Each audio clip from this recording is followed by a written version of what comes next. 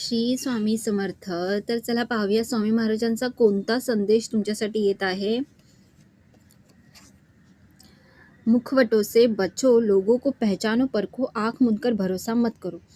इथे सगळ्यात आधी आलेला संकेत तुमच्यासाठी हे आहे की म्हणजे तुमच्या अवतीभोवती अशी खूप लोक आहेत ज्यांनी आपल्या चेहऱ्यावर एक मुखवटा रचलेला आहे आणि तुम्हाला माहित नाही की तो व्यक्ती कसा आहे, आतून काय विचार करतो, किंवा ती बाई कशी आहे, ती आतून काय विचार करते, किंवा ती मुलगी म्हणा, कोणीही तुमच्या अवतीभोवती अशी लोक आहेत जे आपलं खरं चेहरा तुमच्याशी लपवून एक खोट्या चेहऱ्यासोबत तुम्हाला भेटतात.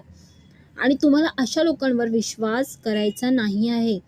अशा लोकांवर विश्वास करून काय होणार आहे बरं, सांगा मला. अशा लोकांच्या मनाला जिंकण्याचा जर तुम्ही प्रयत्न कराल तर तुम्हाला काय मिळणार.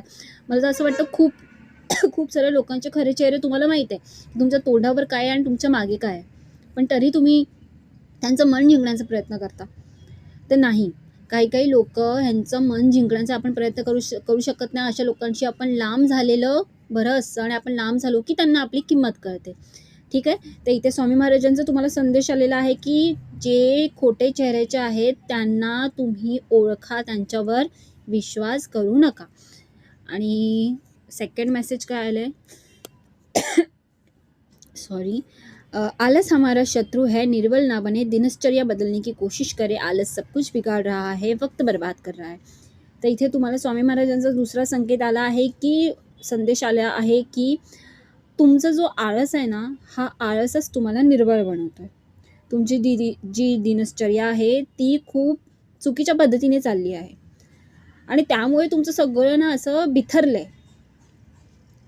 तर बघा, आपल्या आयुष्यात आपल्याला नियमानुसार जगणं खूप गरजेचं असतं. मग ते आपल्या स्वभावात असो, की ते आपल्या शारीरिक कामात असो, किंवा ते आपल्या विचारात असो.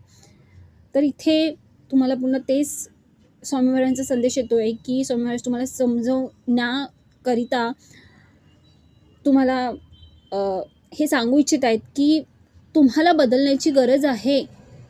तुम्ही खूप वेगळ्या पद्धतीने जीवन जगताय आणि आता तुम्हाला वेगळ्या पद्धतीने जीवन जगण्याची गरज आहे. इथे तुम्हाला आलेले हे मेसेज, हे संदेश आहेत, पुरेसे आहेत समजवण्यासाठी की काय नेमकं तुम्हाला आपल्यामध्ये बदल घडवायचा आहे. तर नक्की या बाबतीत विचार करा, या गोष्टींवर लक्षपूर्वक विचार करा. स्वामी महाराजांच्या या संदेशवर लक्षपूर्वक विचार करा. श्री स्वामी समर्थ.